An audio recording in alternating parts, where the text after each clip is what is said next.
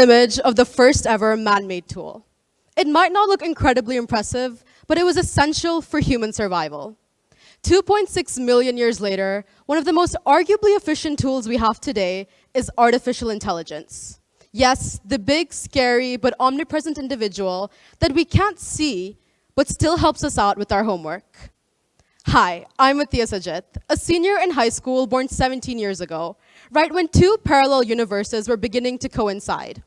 The one right before the age of the internet, and the dazzling interconnected one right after, where a kid learns how to use their iPad before they learn how to write. I once asked my mother what school was like when she was my age, to see the difference across just one generation. Assignments by hand, research from your local library, and the only teacher you had access to was the one that lived near you. Even a 6-year-old today could tell you that the way they learn is drastically different, and in just a couple of years, we will be light years away from what we're up to right now. Whenever the word artificial intelligence comes up, it's met in two different ways. Person one, with the eager acceptance of a high schooler glad that they can finally copy their homework. Or person two, who's a bit wary of how AI might change our society. And though as a high schooler, I definitely lie in the first category, even I can admit that AI is changing our society, from education, healthcare, to the way we literally view our world through virtual reality glasses. Did you know that breast cancer was the most common cancer in 157 countries, according to the World Health Organization? AI models are already being used to detect these cancers 30 times faster, with a 99% accuracy rate.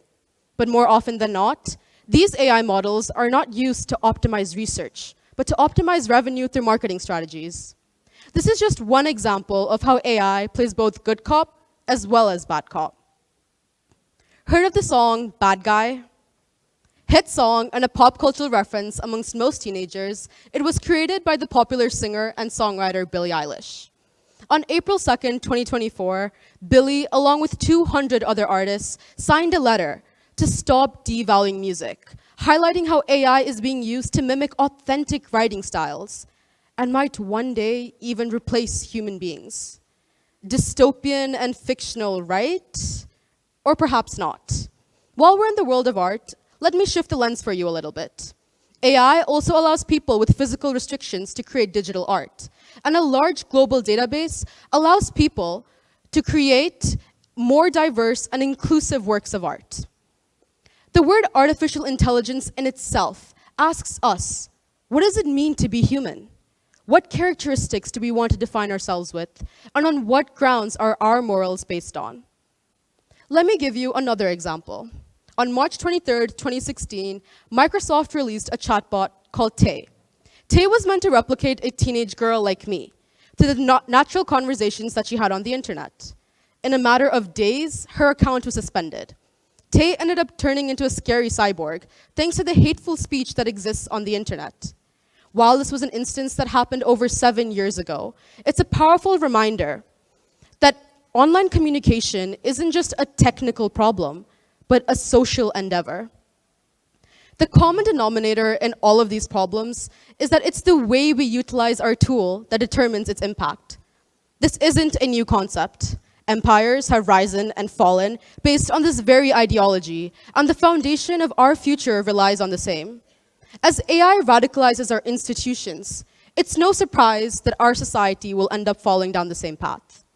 AI doesn't just transform our relationship with technology, it transforms our relationships with each other.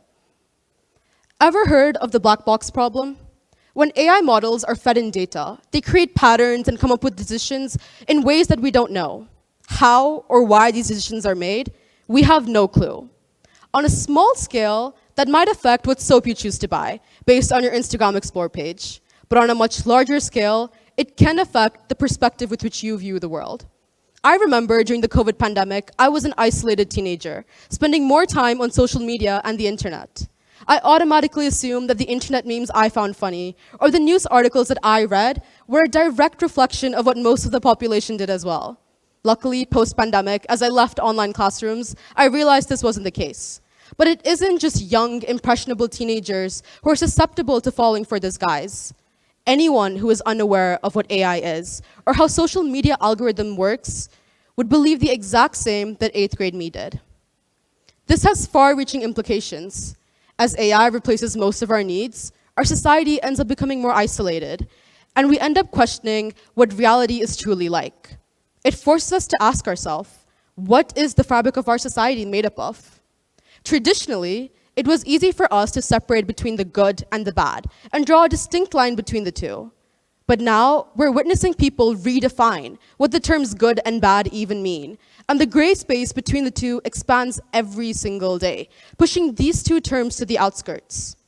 Common example, when is it truly okay for you to be giving your child an iPhone?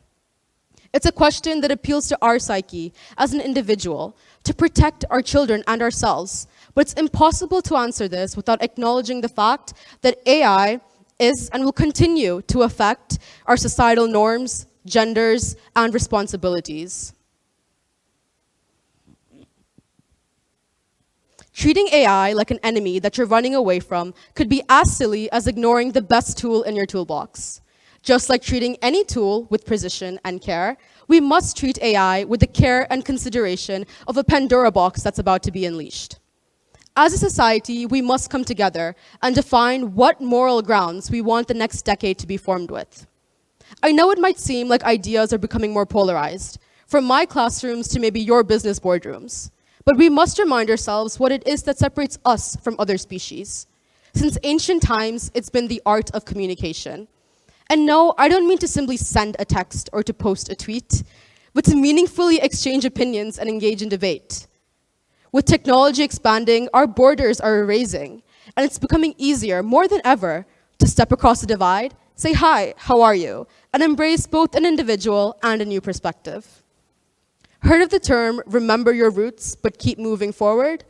Staying true to our collective humanity, the sense of humor that allowed me to find a meme relatable, even though it was published halfway across the world.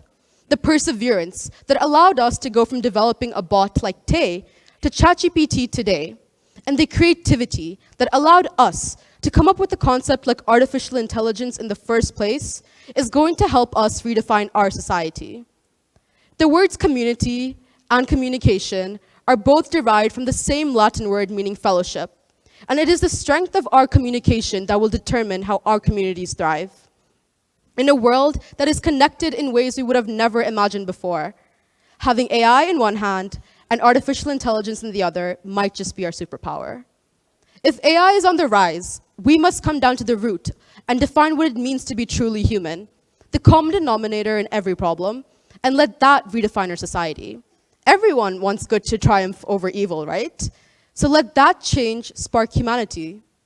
While it might be seeming like as if artificial intelligence definitely has its perks, it's up to our own intelligence to come together and make what's artificial beneficial. Thank you.